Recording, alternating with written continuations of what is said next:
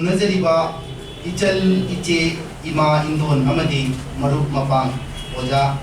लाई गुरु ख्वाई खिबिकु अहानबदा तराम ओक्चरी नसिगी थौरम मसिदा भारत की लमदम कयादगी लेंबिरक्तुना बंग भवन की कॉन्फ्रेंस हॉल असिदा थमचेत ममाई शान अमदी मशेक मंगाल थोपना ngan थोइरिबा शकनाइरबा मियाम उजबा फंगबदा पुकनिंगदा अनौबा इथिल अमा फावरकले मतांग सिदा पुकनिंगदा फावरकबा वारी अमतंग लिजहोगी पृथ्वीदा ओइखिबा सिविलाइजेशन तरानिपान की मनुंगा ख्वाइदगी थाक वांगबा सिविलाइजेशन असि ग्रीक सिविलाइजेशन नि हाइले ग्रीक की मनुंग चनबलेबा एथेंस की मियोय सिंगना इदम निगाय ओइबा थौदांग गया पांथोकलमनि एथेंस की मियोय लाख अहुम खप्त लेरमी मदुगी मनुंगा लाख अमदी मिनाय नाय थांगी पुंसी मरे लेलमी मखोइना भोट थादबगी अधिकार दु लेरमदि लेमहोरिबा मियोय लाख अनि की मनुंगा लाख अमन नुबी गाक्तनि ग्रीक सिंगना थाजै मदुदी नुबी हाइबसे हवाई यावदबा पोषक अमगुंबनी मरमदुना lakh अमसे करिसु कानद्रबा कांगलुप अमोय लौखि लेमहोरिबा मियोय lakh अदुदगी लिसिंग जांगैदी अंगांग नुबी गाक्तनि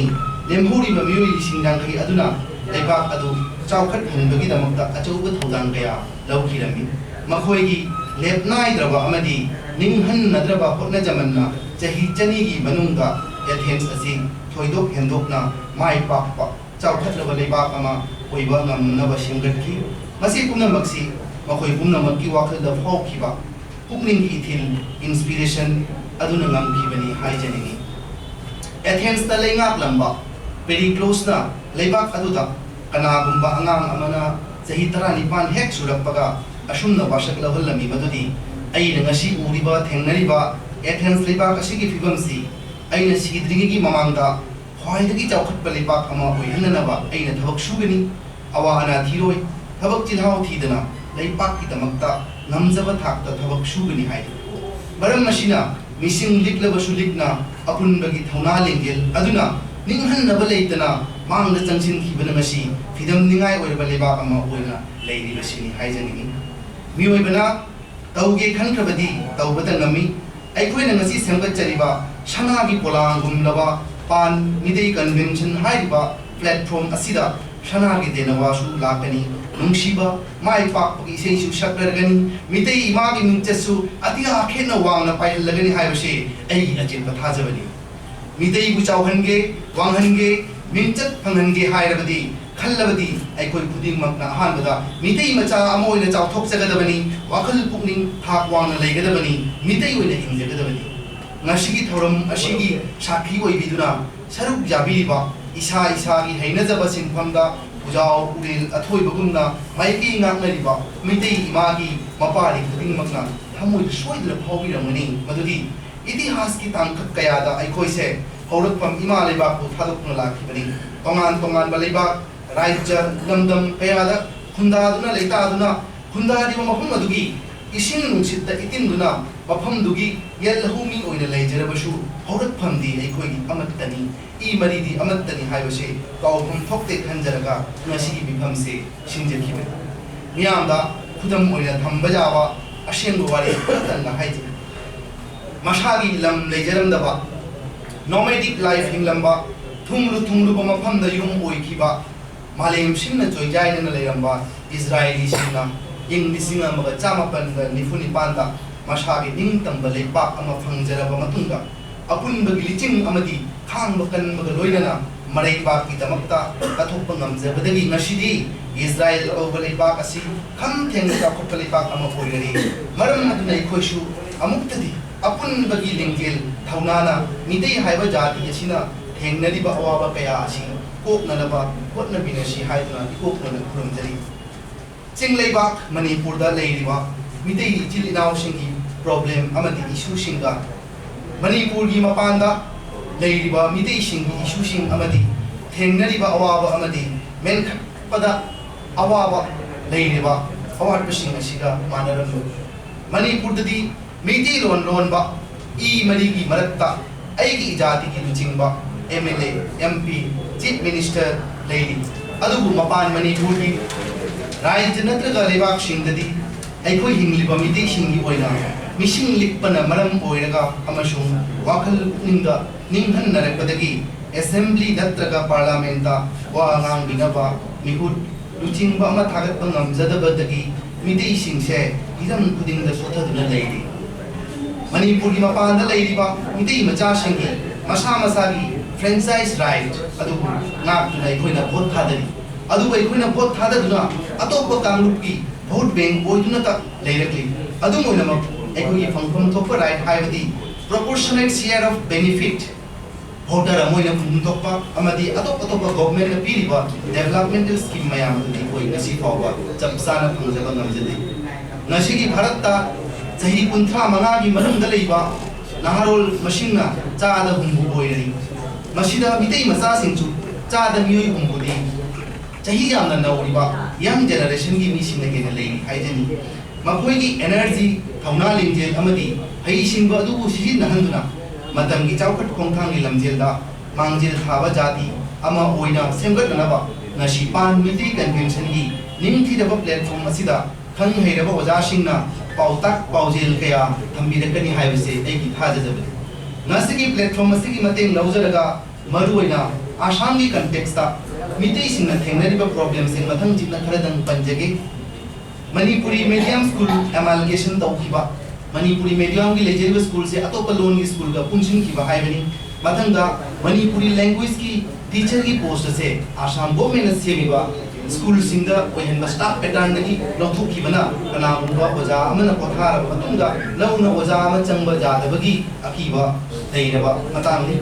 masigi mathanga kamu Assam Public Service Commission amadi atai competitive exam singda Manipuri language sigi provision lettaba madugi ona denabada aikoina atopa bengali natraga boro natraga assamese donda 100 marks ki subject ama aikoina parikha thabagi darkar lerakpa asina chingmani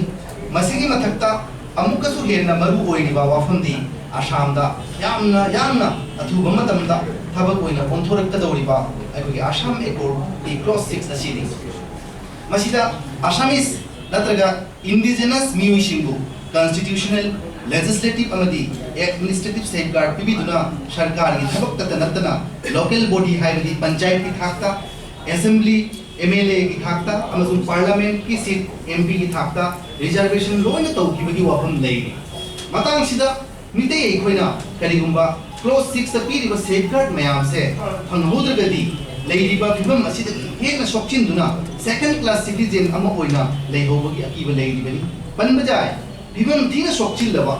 or Gisamdokiba, delimitation process, Aduna Maram Oiraka, Matam Amada, Assami Assembly, the Mut Pagat Pangamzara Bamidi, Koise, Nashidi Panjai Pit Hak the Hova, Mut Pagat Pagawana, Hopeli, Matan Sida, delimitation as here, Amyan Shamdor Bagi, Wafum Tingnade, Maram Maduna Koina, Chekshin Pana, Hokutanatana, Mangdumana, Blueprint, Sambuduna, Aikoi Yoiba, Area Gaya Tokuna. ꯑꯩꯈꯣꯏꯒꯤ ꯑꯄꯥꯝꯕꯗꯨ ꯁꯔꯀꯥꯔꯗ ꯊꯝꯍꯧꯕꯒꯤ ꯇꯉꯥꯏ ꯐꯗꯕꯁꯨ ꯂꯩꯔꯕꯗꯤ ꯑꯩꯈꯣꯏꯅ ꯑꯁꯨꯝꯅ planning ꯇꯧꯍꯧꯗ꯭ꯔꯒꯗꯤ ꯇꯨꯡꯗꯁꯨ ꯊꯥꯒꯠꯄ ꯉꯝꯂꯛꯇꯕ ꯌꯥꯏ ꯑꯩꯈꯣꯏꯅ ꯃꯌꯦꯛ ꯁꯦꯡꯅ ꯈꯪꯂꯕꯗꯤ ꯃꯗꯨꯗꯤ ꯒꯅꯇꯟꯇ꯭ꯔ ꯆꯠꯄ ꯂꯩꯕꯥꯛꯁꯤꯡꯗ ꯑꯦꯁꯦꯝꯕ꯭ꯂꯤ ꯅꯠꯇ꯭ꯔꯒ ꯄꯥꯔꯂꯥꯃꯦꯟꯇ ꯋꯥ ꯉꯥꯡꯕꯤꯅꯕ ꯃꯤꯍꯨꯠ ꯂꯩꯖꯗ꯭ꯔꯕꯗꯤ ꯖꯥꯇꯤ ꯑꯗꯨꯒꯤ ꯑꯋꯥꯕ ꯀꯅꯥꯅꯁꯨ ꯈꯪꯕꯤꯗꯦ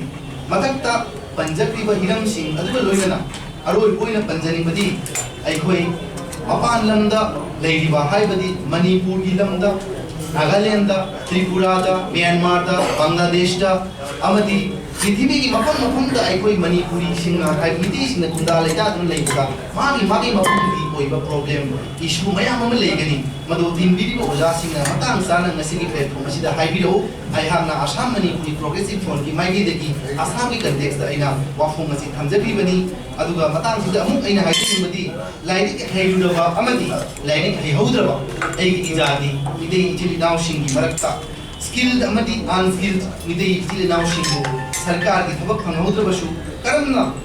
चक तांदुना इदे मचा अमा ओइना ngak wangna thangatuna hinjanabagi damakta established oiraba nungshiraba mai pakna bharot ki manunda natraga mapanda leiriba khang heiraba expert oiraba mitei tilinau singa manipur ki wangmada leiriba mitei naharol singbu guidance inspiration amadi support pibiduna matang bachanaba development scheme kaya amadi skill development effort kaya loina entrepreneurship ki damakta amadi democratic process ta saruk yaduna political system की सरक अम ओइना assembly नत्रगा parliament का representative Agar पता नतना मालेम की मिदेई सिंगी बरकता अपुन बगी emotional bonding अम पुरक्तुना integrity अम पुरक्ना बगी दमकता हरी तौबा यावा हाइबगी मतंगा खन्ना ननबगी दमकता इखोइना अतुबा मतंगा world मिदेई convention अम सिलचर दा पांगथोकगी दमकता खन्ना ननबगी मिफम हाइबदी plenary session अम ओइना ngasi मिफम असे अमुकसु कौजबनी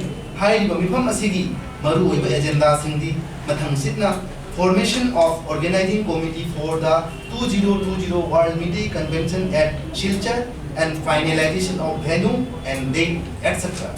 Makada anisubada socio-political economic augmentation of media highway hidam sida matanga strengthening the Pan Media Convention. Pan Media Convention kanam strengthen to strategy mayam suggestion kaujari maram masina tinbiriba shaknaidaba amadi khang heidaba oja guru mayamna hairiba agenda sing asigi matakta jab chaba marik chumba amadi warep taba yaba wakhallon thambiduna sinjariba thorom asibu mapung mari phahan bigini haibagi chawrba asha thamjari amasung mayamna ayha isang laba wafungsi pukning changna tabi bagi damakta hamoi numbagi thagat chaba phongdok chaba galina aigi wafung tensin jare adu matang sida हाइजेनिंग वाफम अमतना अखोई पुंग मरी फावा lunch की मतुंग दा अखोई थौरम असी चथा जगनी मियामना हवाई हक्चांग दमा सगत पिदुना थौरम असी बोइबो फावतन बि इसा इसा के पिदुना माय पाखन बि हाइजरगा मयामबो मयामना मुकुस खुलुमदरी मयाम